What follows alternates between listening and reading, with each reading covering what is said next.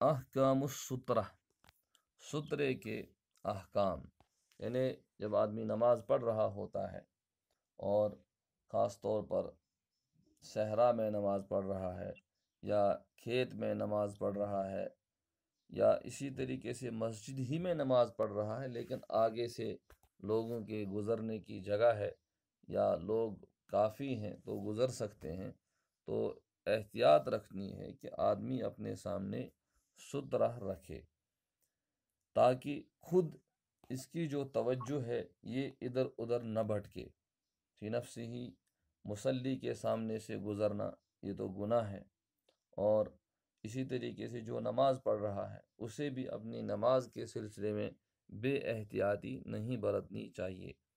چنانچہ اللہ کے رسول صلی اللہ علیہ وسلم نے فرمایا، اذا صلی احدکم، جب تم میں سے کوئی نماز پڑھے، فلیصلی الی سترۃ، تو سترے کی طرف نماز پڑھے، وَلْيَدْنُ مِنْہا، اور اس کے قریب رہے، یعنی اس کے زیادہ دور نہ رہے۔ تو سترہ کہتے اس کو ہیں، ہِیَ مَا يَجْعَلُهُ الْمُصَلِّ، سترہ دراصل اس کو کہتے ہیں جو نمازی رکھتا ہے بین یدیہ، اپنے سامنے، من خشب، کوئی لکڑی، وغیرہ، یا کوئی اور چیز، کئی لا یخل صلاتہ، تاکہ اس کی نماز میں خلل واقع نہ کرے، مرور مارن، مر یمر مرن فہو مارن، تو مار میں کہتے ہیں گزرنے والے کو، تاکہ کسی گزرنے والے کا گزرنا اس کی نماز میں خلل نہ ڈالے۔ تو یستحب للامام، چنانچہ امام کے لیے مستحب ہے، ان یتخذ سترۃ، کہ سترہ اختیار کرے، بین یدیہ، اپنے سامنے، اذا کان بمکان، جب وہ ایسی جگہ ہو، یکثر فیہ المرور، جہاں گزرنا بہت زیادہ ہو۔ ایک تو مسجد میں نماز پڑھتے ہیں، وہاں تو سامنے والی دیوار ہے ہی، لیکن کبھی جیسے عیدگاہ میں نماز ہو رہی ہے، عید کی نماز، یا کبھی لوگ باہر تھے پکنک کے موقع پر یا کسی اور موقع پر، تو میدان میں نماز پڑھی گئی، تو امام کے لیے مستحب ہے کہ وہ اپنے سامنے کوئی چیز سترے کے طور پر کھڑا رکھے، تو وہاں پر امام جو ہے کا سترہ وہ دراصل سب کا سترہ ہے۔ اب اگر کوئی گزر بھی جائے تو اس کے لیے بھی گنجائش ہے، اور اس سے ان کو بھی کوئی فرق نہیں پڑے گا۔ لا یحتاج المقتدی، تو مقتدی کو ضرورت نہیں ہے، الی اتخاذ سترۃ، سترہ اختیار کرنے کی، لأن سترۃ الامام، اس لیے کہ امام کا سترہ، ہی سترۃ للمقتدی، وہ مقتدی کا بھی سترہ ہے۔ چنانچہ بہت ساری روایات میں آیا ہے، یہ رسول صلی اللہ علیہ وسلم نماز پڑھا رہے تھے اور آپ نے سترہ اختیار کیا تھا، تو آپ کے سامنے سے پھر جانور آ کر کے گزرا کرتے تھے، تو اس سے نماز پر کوئی فرق نہیں پڑا۔ وَيَسْتَحِبُّ لِلْمُصَلِّ، اور نمازی کے لیے مستحب ہے، ان یقوم، کہ وہ کھڑا ہو جائے، قریبا من السترۃ، سترے سے، یعنی جہاں سترہ رکھے اس کے قریب ہی کھڑا رہے، البتہ سترے کو بالکل اپنے سیر میں نہ رکھے بلکہ ہلکا سا دانے بانے، تاکہ کسی کو یہ خدشہ نہ ہو کہ سترے ہی کی عبادت ہو رہی ہے۔ وَيَسْتَحِبُّ أَن يَتَحَوَّلَ الْمُصَلِّ، اور مستحب ہے کہ نماز پڑھنے والا ہلکا سا ہٹ جائے، عن السترۃ، سترے سے، یمیناً او یساراً، دانی یا بانی، ولا یواجہ السترۃ، اور بالکل سترے کے سیدھ میں نہ رہے۔ اور سترہ کی مقدار کیا ہو، وَيَشْتَرِطُ لِلسُّترہ، اور سترے کے لیے شرط ہے، ان تکون فی طول ذراع، کہ وہ ایک ہاتھ لمبا، او اطول منہا، یا اس سے زیادہ ہو۔ وَيَشْتَرِطُ لِلسُّترہ، اور سترے کے لیے یہ بات بھی شرط ہے، ان تکون فی غلظ اصبع، کہ ایک انگلی کی بقدر موٹا ہو، او اغلظ منہا، یا اس سے زیادہ ہی، یعنی اس طرح کا ہو کہ سامنے والے کو بھی دکھے کہ یہ سترہ ہے، وہ اس سے آگے سے نکل سکتا ہے، اس کے اندر سے نہیں نکلے گا۔ یعنی اس طرح کی چیز رکھی جائے جو دور سے دکھے بھی کہ یہاں انہوں نے سترہ کھڑا رکھا ہے۔ تو یہ جو ہیں سترے کے احکام ہیں، یعنی کہ اس سے دراصل نمازی کو خود فائدہ ہے، باقی کسی کے سامنے سے گزرنے سے نماز اس کی فاسد تو نہیں ہوتی ہے، البتہ سامنے والوں کو نہیں گزرنا چاہیے۔ احکام المرور بین یدی المصلی، نمازی کے سامنے سے گزرنے کے احکام۔ لا یجوز المرور بین یدی المصلی، نمازی کے سامنے سے گزرنا جائز نہیں ہے، خاص طور پر من موضع قدمیہ الی موضع سجودہ، اس کے قدموں کی جگہ سے لے کر کے اس کے سجدے کی جگہ تک، اذا کان یصلی فی مسجد کبیر، جب کہ وہ کسی بڑی مسجد میں نماز پڑھ رہا ہو، تو جو بڑی مسجد ہوتی ہے اس کے لیے بھی حکم صحرا کا جیسا ہوتا ہے کہ تھوڑی سی جگہ چھوڑ کر کے بعد میں گزر سکتے ہیں، لیکن جو چھوٹی مسجد ہے تو وہاں بہت زیادہ احتیاط کی ضرورت ہے، بلکہ جو مسجد کی سامنے کی دیوار ہے اس سے لگ کر کے آدمی گزر سکتا ہے، اس لیے کہ بسا اوقات مختلف چیزوں کی شدت سے ضرورت ہوتی ہے۔ وَقَضَى لا يجوز المرور، اسی طریقے سے جائز نہیں ہے گزرنا بین یدی المصلی، نمازی کے سامنے سے، من موضع قدمیہ الی موضع سجودہ، اس کے قدموں کی جگہ سے لے کر کے اس کے سجدے کی جگہ تک سے، اذا کان یصلی فی میدان، جب کہ میدان میں وہ نماز پڑھ رہا ہو، یعنی میدان اور بڑی مسجد دونوں کا حکم ایک جیسا ہے۔ ولا یجوز المرور بین یدی المصلی، لیکن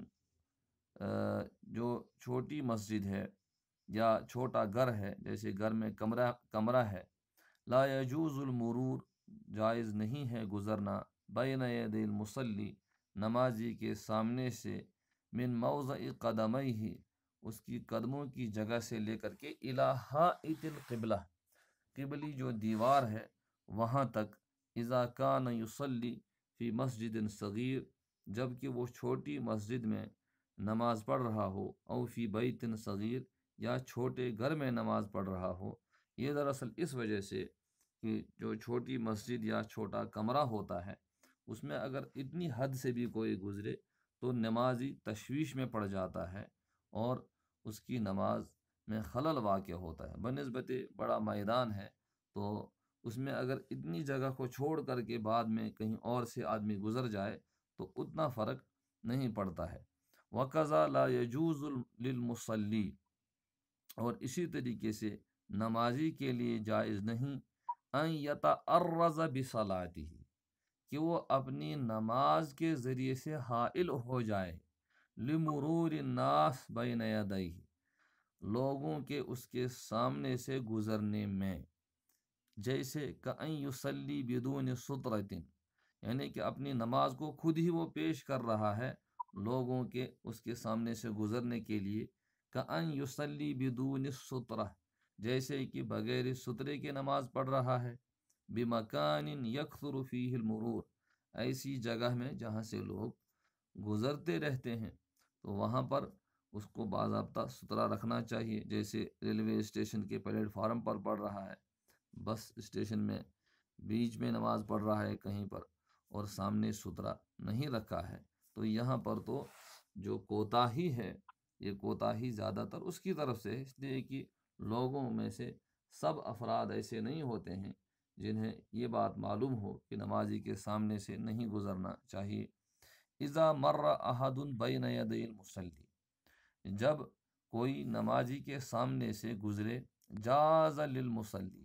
تو مصلی کے لیے، نماز پڑھنے والے کے لیے گنجائش ہے، ان یدفع المار بالاشارہ،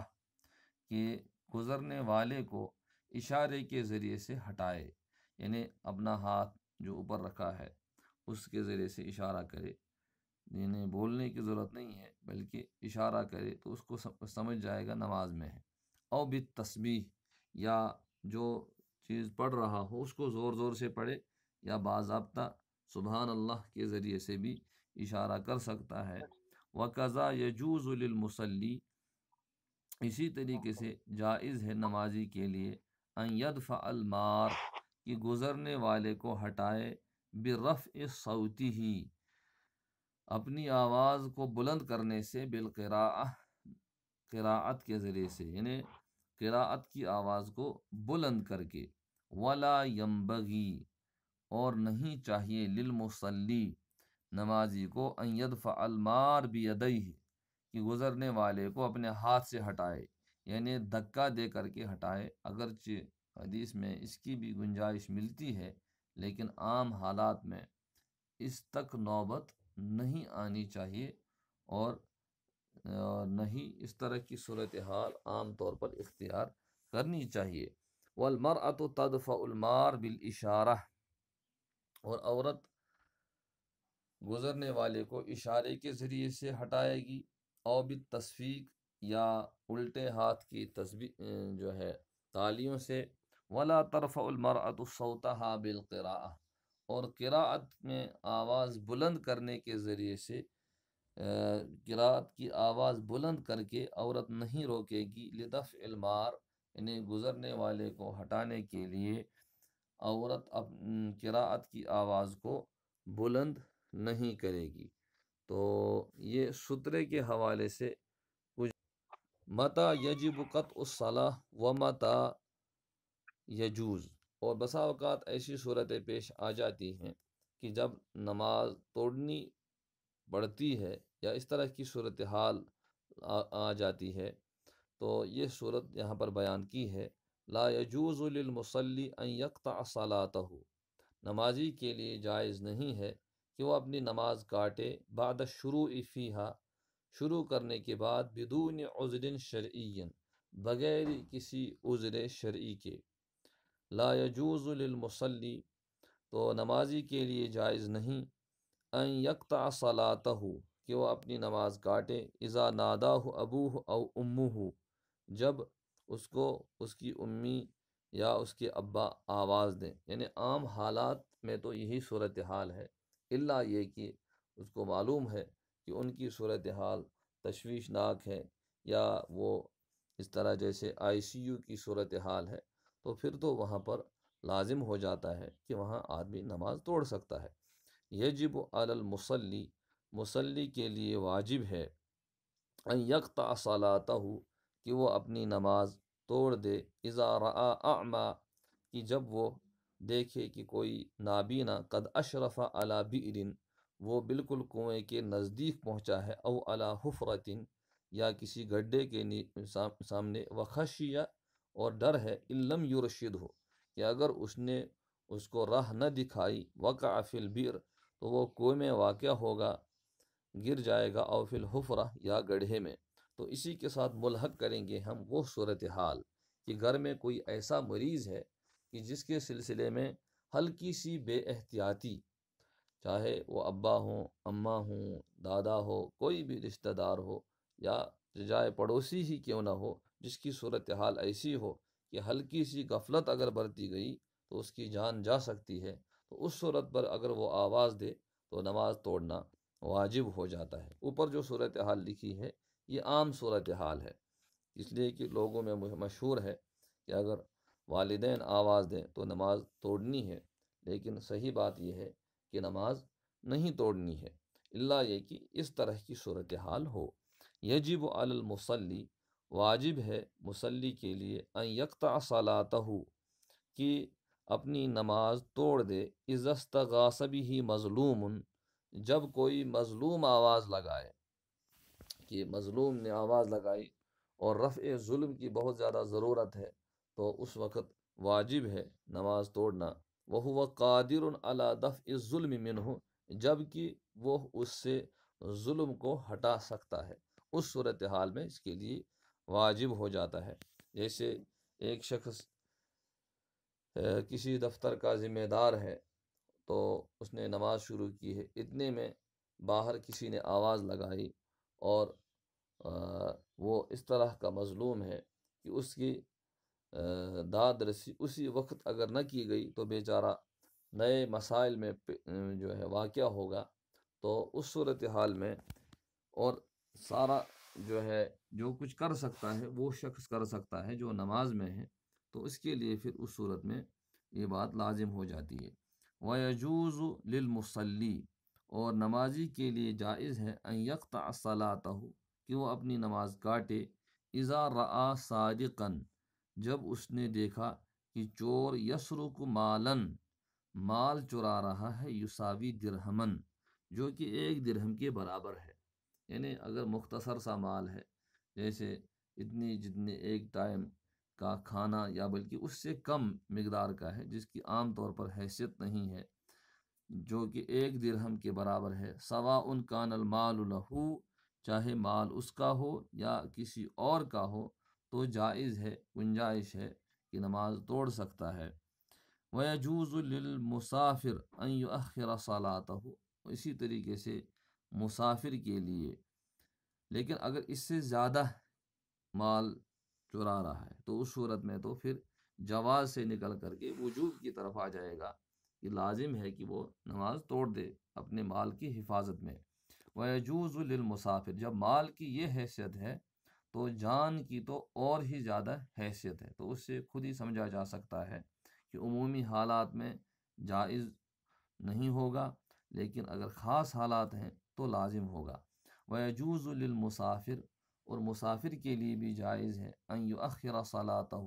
کہ اپنی نماز کو مؤخر کرے، اذا کان یخشی من اللصوص، جب اس کو چوروں کا ڈر ہو۔